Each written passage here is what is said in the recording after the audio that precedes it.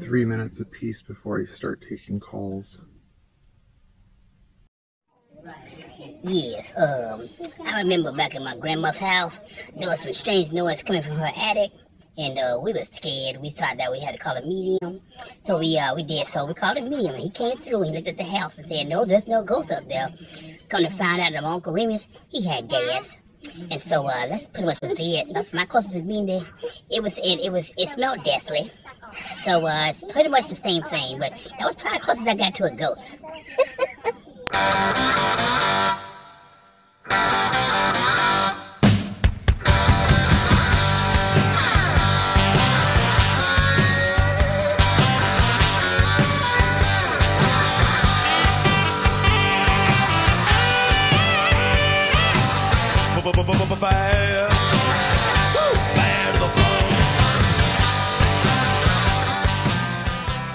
Alright, this is a little preview.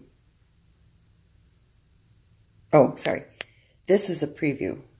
I'm going to be reading A Ghost of a Chance by our friend Laurie, pen name Alex Andersen. So I'm just running a bath, so I have, you know, nice relaxing environment and the acoustics to read. So let me finish filling this up and we'll get going. All right, now I gotta get comfortable. I think, let's see, I'm guessing the microphone must be down there. So let me angle this so that I'm nice and close to it. I can always adjust the volume down. It's hard to go up. Okay, get comfortable here. All right, hold on. Oh, I got bubbles popping in my ears. Hold on. And I don't want to get the book wet. Absolutely not. Okay. We'll edit all that preparatory dialogue out. No, we won't. I like suspense, so I'm not going to tell you what the book's about. I'm not going to read you the back cover. And keep in mind, I am not a professional by any means as far as reading out loud. It's been years since I read to my kids, so please be kind. I'm not going to be trying to do voices and things like that, at least not right out of the gate. A Ghost of a Chance. Chapter 1. Tyler stood in front of the mirror, watching the blood trickle down his cheek. He cursed at his shaking hands and yelled out to his brother, "Ben, I can't fucking shave," the irritation in his voice coming through clearly. "Coming," Ben answered as he poked his head into Tyler's bathroom. For a San Francisco loft bathroom, it was quite spacious. He looked at the blood on his brother's face and grabbed a towel off the heated towel rack and wrapped it around his brother's neck. "How many times have I told you to put your dress shirt on after you shave? Idiot-proof?" Ben had been calling Tyler idiot-proof since he was 11 years old. Somehow, all the insults he had come up with for his little brother, this was the one that stuck. "I don't know," Tyler pouted. "I'm sure it's a lot." Ben took the razor out of Tyler's hand and spun him around. "Jesus, man, you're whiter than one of those ghosts you write about." "I'm just freaking out. It's not every day that a guy gets married."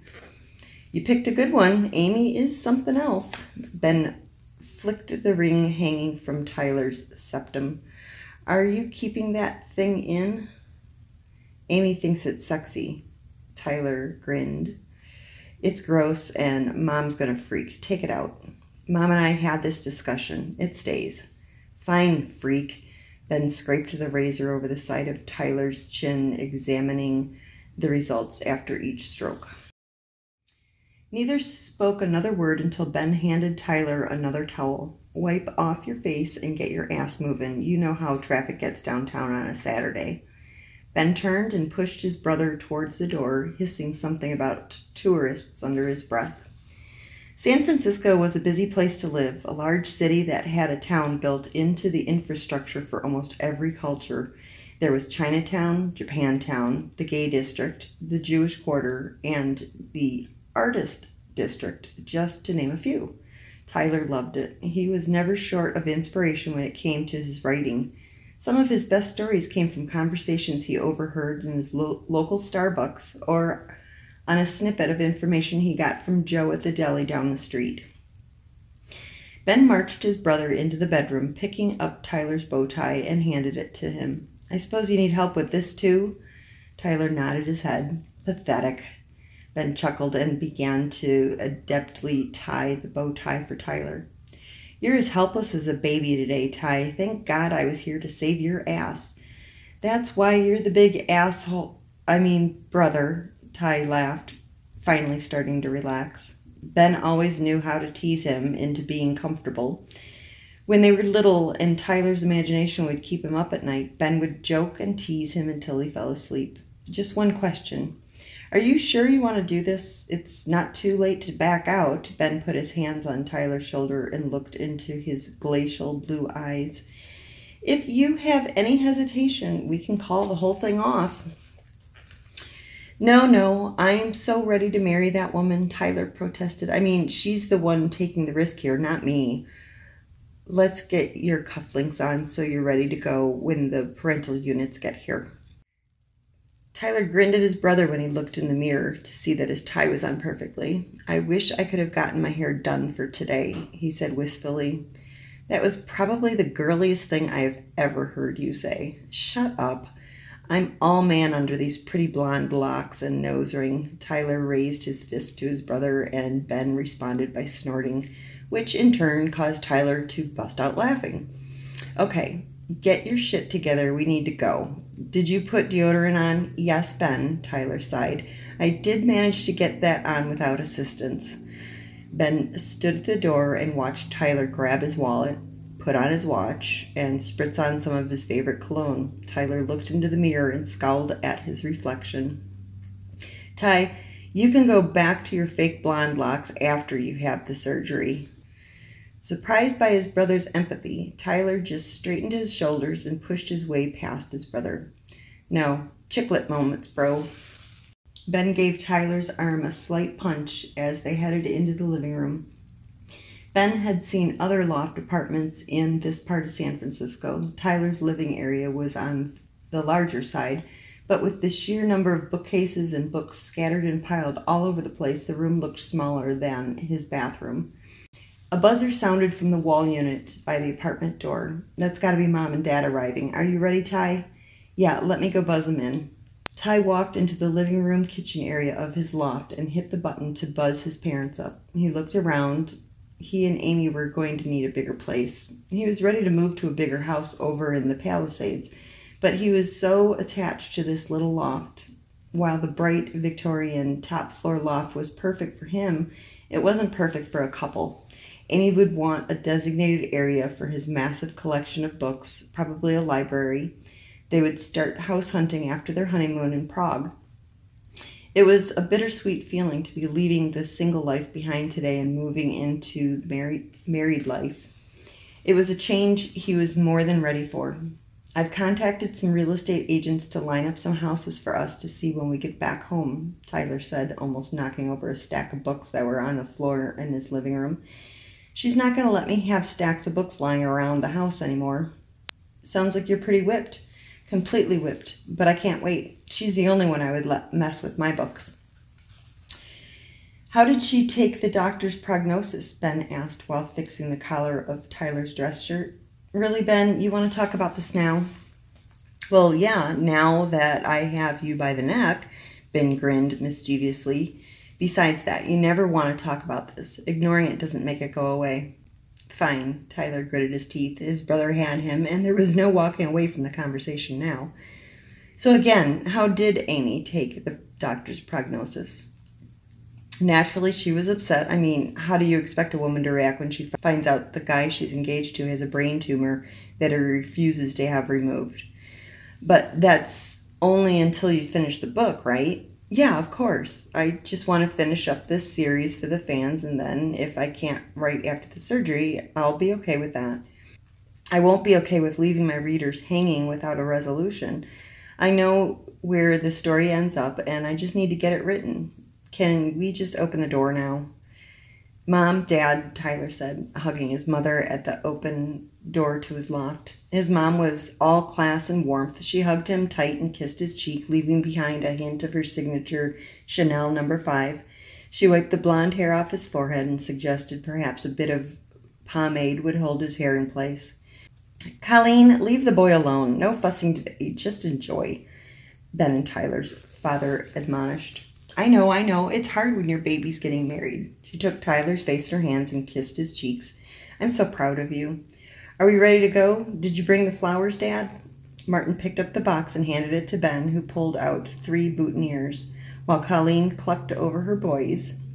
Ben pinned the cream rose with ice blue beads onto Tyler's lapel. Martin had already gotten his on, so he helped Ben with his. The car's waiting out front. We should get headed to the church. Tyler, do you have everything? Martin asked. License, keys, wallet, present for Amy, cash envelope for the church. Yep, I have everything. Wait, before we leave, let's go through the list once more, Ben suggested. Tyler groaned. It's a good idea, Ty, his mother suggested. Better be safe than sorry, so one more time, Ben said. Okay, fine, Tyler agreed, running his hand through his hair. Ben counted on his fingers as he rattled things off. Wallet, mints, wedding bands, Amy's gift.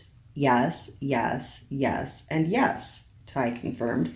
Good. Now, marriage license, envelope for the priest, keys. Shit, Tyler scowled. I forgot the marriage license. It's on my desk. I'll go grab it.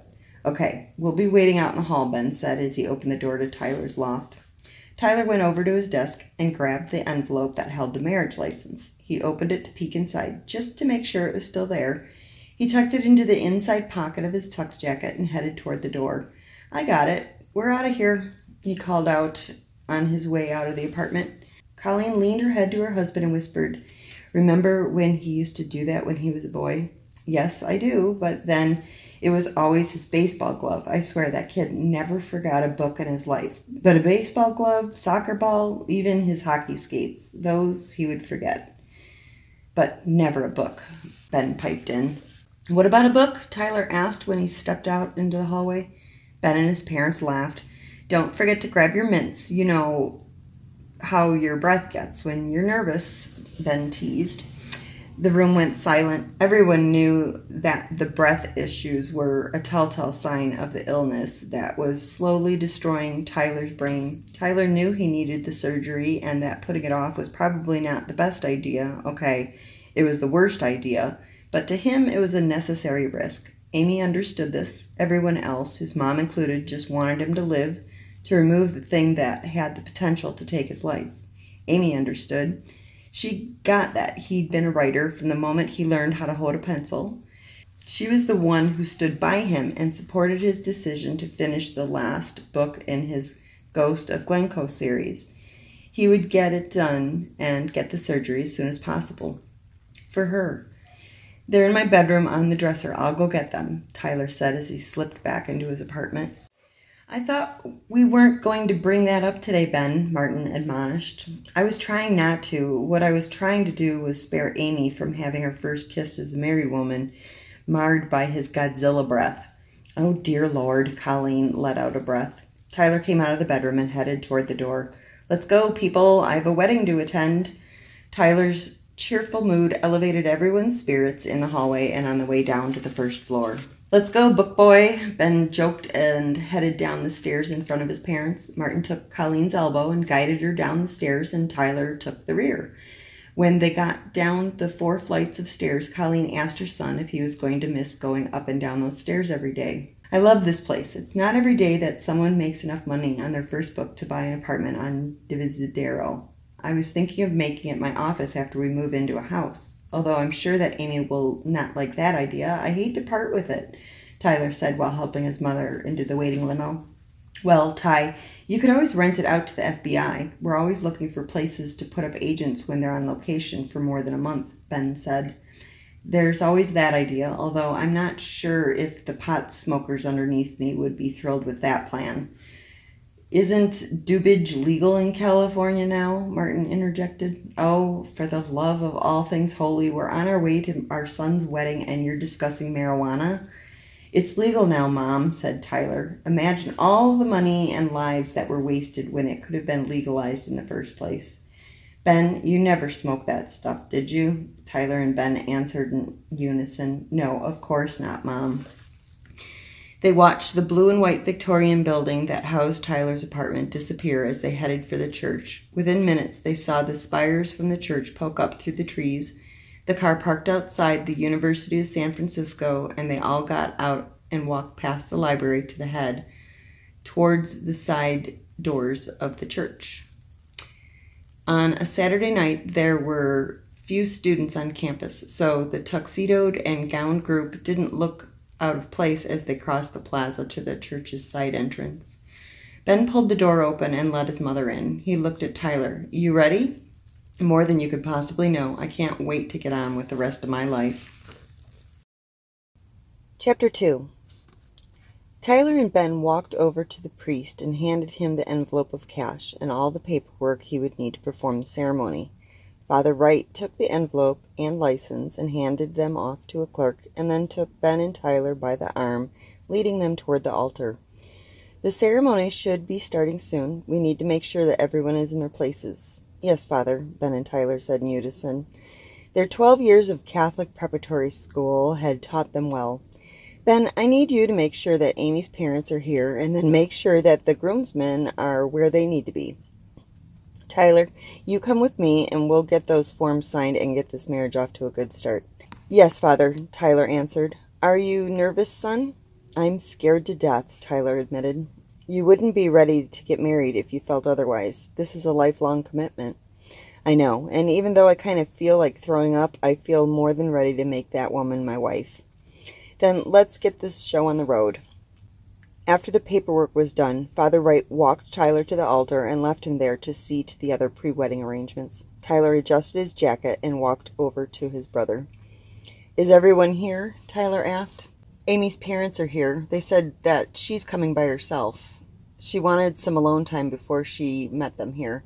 She probably ran over to Starbucks to get a Frappuccino before coming to the church." "That's my Amy," Tyler chuckled, knowing full well Amy's obsession with coffee. "I know, right? I almost bought you both one of those restaurant-sized coffee makers as your wedding present."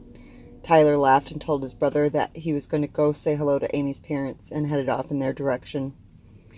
Mr. and Mrs. Stewart sat in the first pew on the right side of the nave, looking like the proud parents of the bride. Tyler walked over to them and looked at the dressings in the church. The white lilacs and blush-colored roses gave the large church a scent of a small patio garden. He inhaled and smiled. Lilacs were Amy's favorite flower. After smelling them throughout her 4-year stay at Bard College in New York, it was no surprise to Tyler that they would be one of the prominent flowers to grace their wedding. Mrs. Stewart broke his reverie with a firm hug. "Hello, darling. Are you ready to be wed?" "Oh, for goodness sake, Blair, do you have to speak like we're living in one of those silly romance novels you spend so much time reading? After a career of reading textbooks, I can dedicate my retirement to reading romance novels.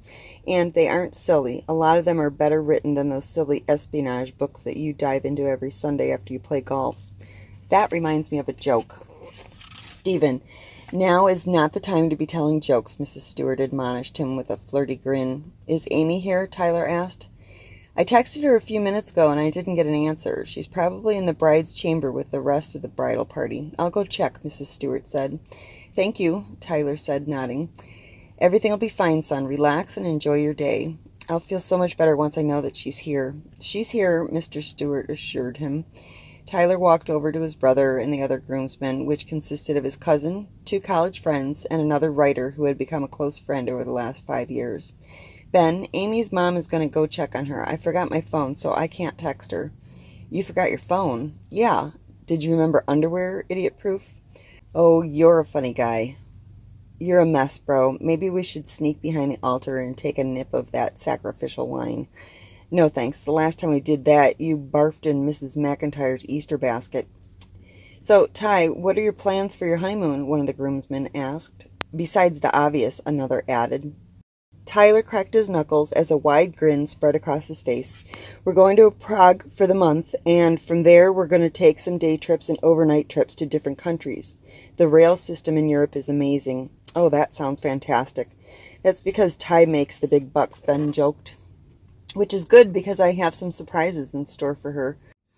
Oh, like what? His cousin asked, imitating sexual grunts and groans. Well, there's that, but no. I have us booked at a 1,000-year-old castle for 2 nights when we first get there, and then we move into one of the most opulent hotels in Europe. That'll be our home base. We'll also be having dinner with a count and countess while we're there. Amy's going to be over the moon, Ty said, and then looked at his watch and frowned. Ben looked at his as well and gave a knowing look at his brother. The wedding was supposed to start 5 minutes ago. Tyler looked over at Amy's family and noticed that Amy's mother was still not back from the bridal chamber. Amy must have had a problem with her gown, flowers, or something more traumatic like breaking a nail, Ben joked. Tyler pulled Ben aside and toward the altar. Do you think something's wrong? Tyler asked in a whisper. Probably something stupid like a loose bobby pin or an unsightly pimple, something a girl would see as the end of the world on her wedding day, Ben assured his brother. I'll go see if one of the bridesmaids is hanging around outside the bride's room. Just breathe, little bro. I'm sure it's nothing, and in less than an hour you'll be married and heading toward the party of the century. I know you're right. I'll just stand here and breathe until you get back. Tyler sighed as he watched her brother stride down the center aisle of the nave towards the doors of the church. It reminded him of when he was little and Ben would stick up for him at school. Tyler was always on the small side and more in tune with his creative side than most of the boys at the Catholic prep school, which resulted in him getting bullied. Ben was always there to defend and protect him. It was no surprise that he grew up to be an FBI agent. With a grim expression on her face, Tyler's mother walked over to him. What's the holdup? People are starting to whisper. The wedding was supposed to start 20 minutes ago. I don't know, Mom. Ben went to find out. Oh, Tyler, I hope everything's okay. I'm sure it's nothing. I am too. I just want to get this wedding going, and I'm so ready to be married to Amy, like yesterday. Have you tried texting her? I forgot my phone. I never forget my phone, Tyler laughed. Oh, Ty. Colleen sighed with affection toward her youngest son and pulled him in for a hug. After waiting for what seemed like hours, but was in fact only 20 minutes, Tyler looked up when he saw Ben coming down the aisle with one of the bridesmaids. Chelsea, one of Amy's best friends, was dressed in a light blush-colored, off-the-shoulder gown with a court train, which gave Tyler a small hint into what Amy's wedding gown would look like. Amy isn't here yet, and no one can get a hold of her. Her mother's freaking out and calling all the hospitals and anyone else she can think of who may know where she is or what happened to her, Ben told his brother. Tyler's face went white and he sat down. He looked at his brother, eyes frantic and full of concern. Ben, give me your phone. I'm going to call her work and see if she might have stopped by there. It's a long shot, but who knows? Maybe she forgot something at the office. She wouldn't just not show up. Something must have happened to delay her. She would have called, Tyler breathed out, talking faster than most people can think. Ty, his mother said firmly, you need to keep it together. You don't think she decided not to come, do you? One of the cousins asked. I would rather that than have something happen to her, Tyler spat out. He watched as his cousins backed up slowly and his lips curled up slightly into a wan smile. Okay, fine. I shouldn't have snapped at you, but I'm kind of freaking out here, guys. My wedding was supposed to start half an hour ago, and my bride is missing. We've waited 2 years to get to a point where we were able to make our schedules match up. Ben took Tyler by the shoulders and looked into his eyes. Get a grip. You've got to stay calm. Tyler nodded and stiffened his shoulders under his brother's hands. Okay, deep breath. I hope she's okay. She has to be okay. Ty, don't think about that. Her mom is trying to call her and the bridesmaids are texting her. We'll figure this out. I'll go back and see if there's anything we can do or if I can find anything out. Ben turned around to head to the bridal chamber. Amy's mother and maid of honor were coming down the aisle. Mrs. Stewart's face was white and pinched. The maid of honor's face was red and tear-streaked. Tyler sat down in the front pew, all color draining from his face, and he took his mother's hand. Something happened to her, Mom. I know it. I can feel it. Don't think that until we know for sure. The groom, his parents, and groomsmen all stood in place and watched the women walk down the aisle. Mrs. Stewart's face looked more and more pinched as she got to the front and went over to her husband. They huddled together and spoke in hushed tones. Tyler tried to listen carefully in hopes of hearing something, anything. Marla, the maid of honor, just stood there looking at Tyler but making no move toward him. Ben looked at her and mouthed the word, "What?" Marlena shook her head at him and began to cry. Mrs. Stewart and her husband left the church in a hurry as Tyler and his family watched. Marlena walked over to them and held out her phone to Tyler. He took it slowly and looked at the text. It was from Amy, and all it said was, "Tell Tyler that I'm sorry, I just can't. Please tell him that I will always love him, but I can't marry him or even be with him. Tell him not to contact me, to just go on and live a happy life." Ben took the phone away from his brother, who, if it was possible, was even paler than he was 2 minutes ago. His eyes glanced over the text, and only one word came out of his mouth. Fuck. By this point, most of the guests on both sides had heard what was happening, and the media presence at the back of the church was asking questions and taking a lot of pictures. Cameras were pointed in Ty's direction. Every time one of the flashes went off, Tyler flinched. The paparazzi and reporters were slowly making their way through the people in the aisle, heading straight for Tyler. "We need to get him out of here, Ben," Colleen said quickly to her oldest son. "You take him home. Your father and I will deal with the paparazzi and the media whores. We'll meet you there." Divisardio? Divisardero?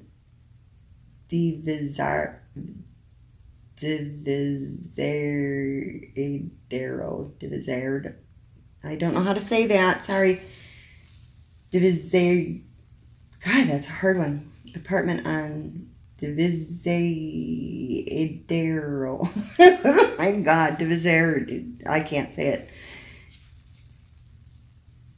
Divisadero.